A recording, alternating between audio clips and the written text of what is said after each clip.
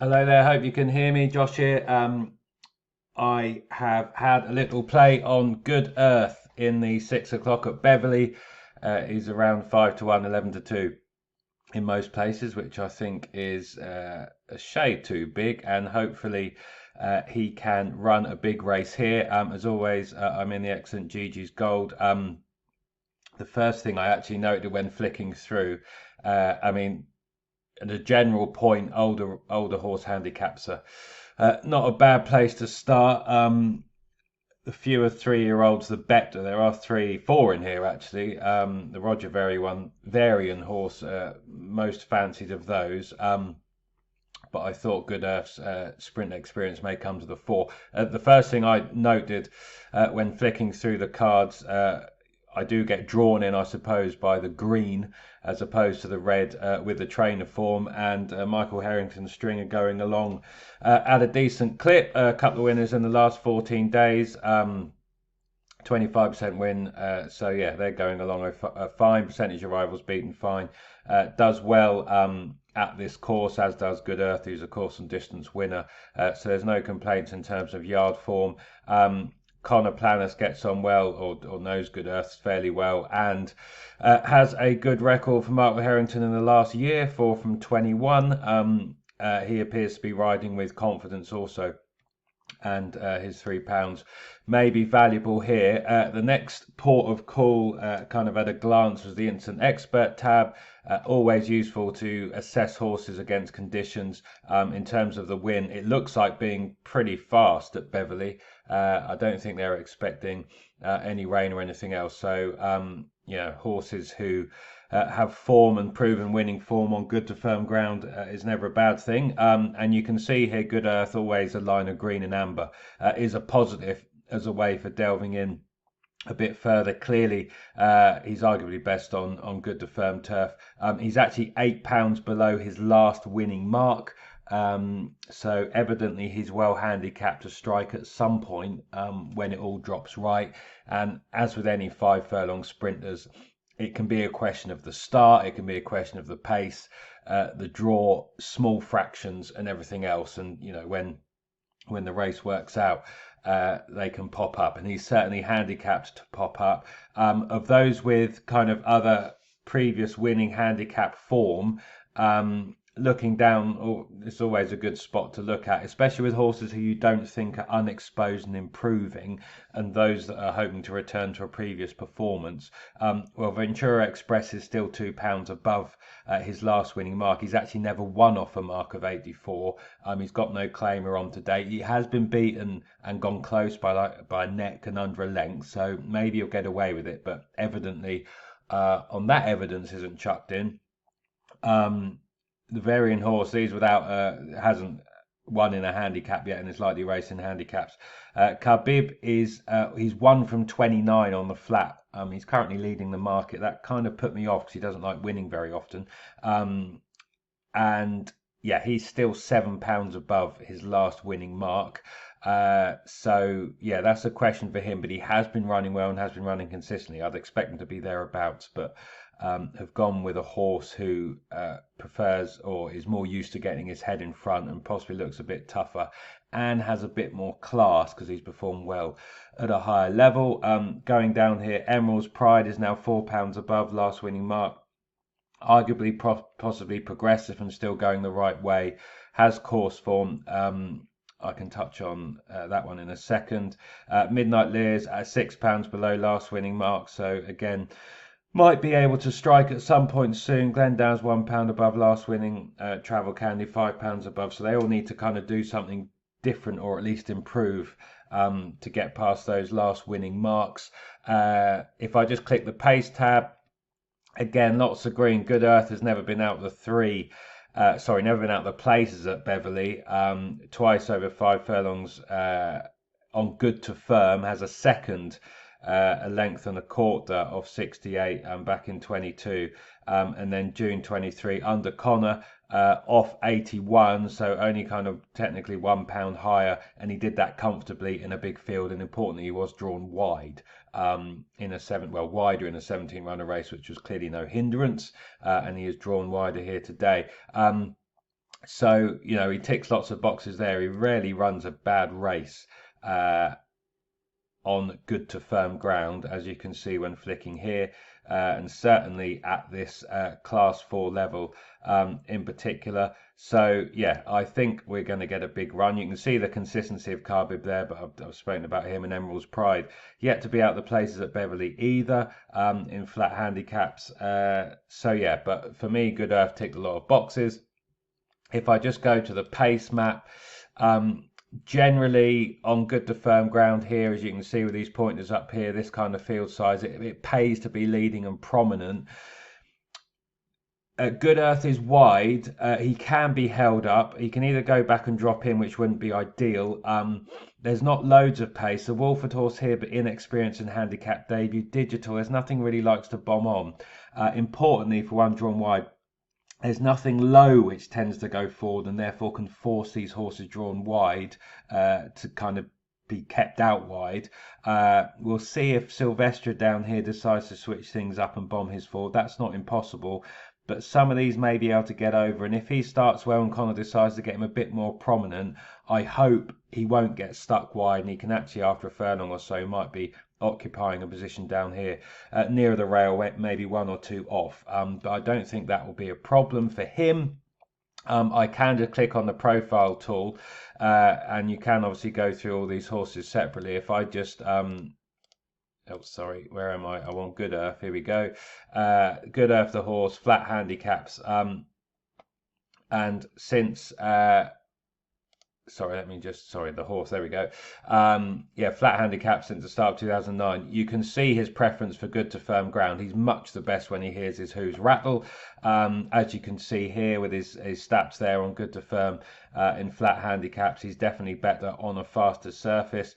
5 furlong is just fine. And 5.5 is arguably, this is kind of best 5.5.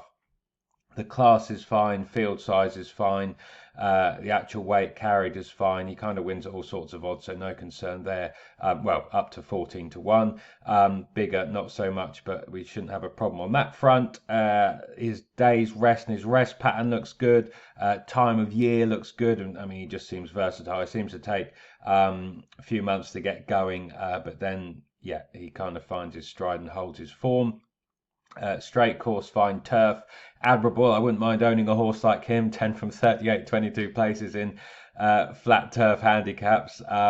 Undulating tracks, he just does just fine as well. Galloping, and this is the important one. I think the uphill finish. He's clearly versatile, but 3 from 8, 7 places when he has an uphill finish. I think he relishes that over 5.5 furlongs, and hence why he probably does well at Beverley, which is obviously a stiff track. He ticks lots of boxes. Jockey knows him well, has won on him a couple of times. So yeah, for me, Good Earth, he was the interesting one here. He's down in class, which I like. He's very admirable. He's been running well at a higher class. He took a little while to get going. York just happened too quickly, and that is a 5 furlongs, and it was in a decent class 2, of course, which is probably just a bit above his level now. He's definitely better off a higher weight against lesser opposition. Windsor, this class 2, only beaten 2 lengths. The 4th in front of him since come out and won a class 3. You can see there, just reading those comments, bit short of room 2 furlong out, not clear run, 110 yards, kept on. So that was a horse in form at a class 2 race on the flat, faster 5 furlongs, which isn't necessarily for him. Red Car again doesn't have a stiff finish.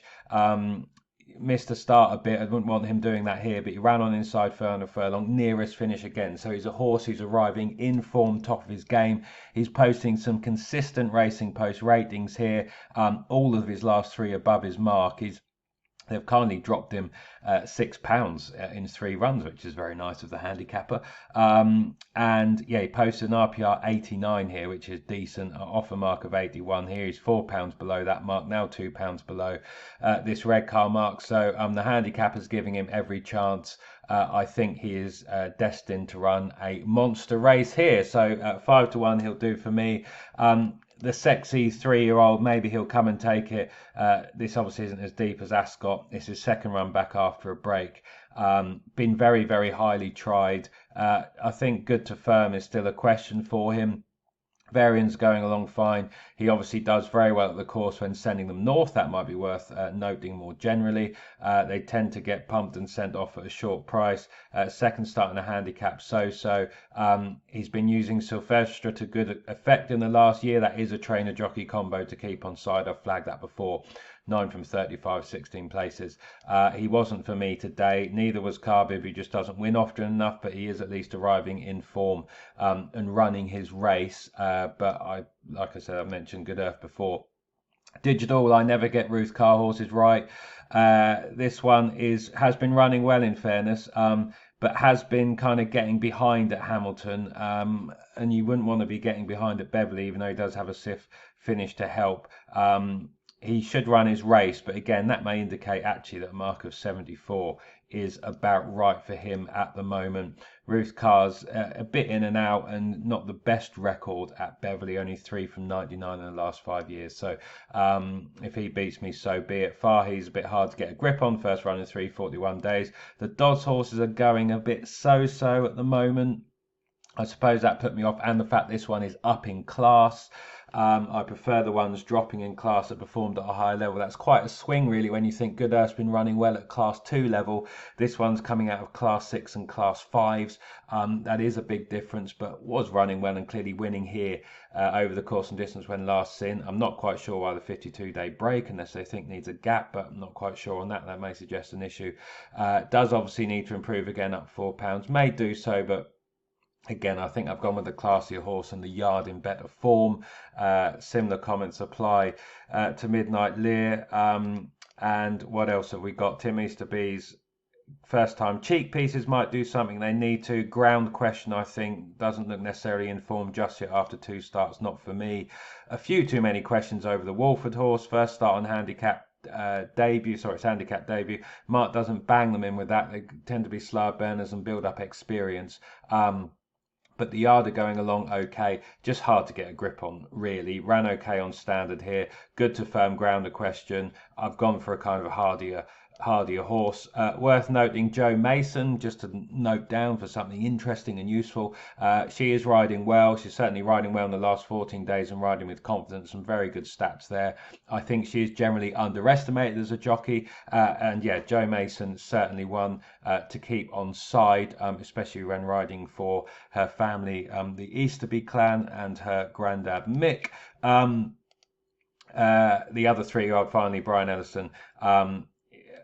He's going along okay, in fairness to him, but again, a few too many questions. Good to firm a bit of a question. His win was on soft in September. Maybe he's one that is going to come alive again when there's a bit of ease in the ground. Didn't really do much at Thirsk, though, weak and late. That was his first run of the season. Maybe there'll be a bit more today. Market may guide, but a few questions there for me. And yeah, like I said, I've gone for Good Earth, who's got a good bit of back class at a slightly better level than this. Hopefully he overcomes a draw and starts well, can get a prominent position. He needs to do that because he arguably might be better off a strong pace. Whether or not that will find him out, we shall see. The stiff track will help, his class will help. But for me in this race at 5-1, he was the bet for all of those various reasons. We will see if I'm right or not. I do think he's a bit overpriced. Again, we'll see if I'm correct on that come his starting price. But with that said, thanks for watching. Thanks for listening. Good luck with any bets. And if you're watching this on YouTube, there are some links below where you can sign up for a free account to the excellent Gigi's Gold and get access to some free tools every day, or take a 30-day trial for £1. But yeah, best of luck, and yeah, thanks for watching, thanks for listening. Till the next time, bye for now.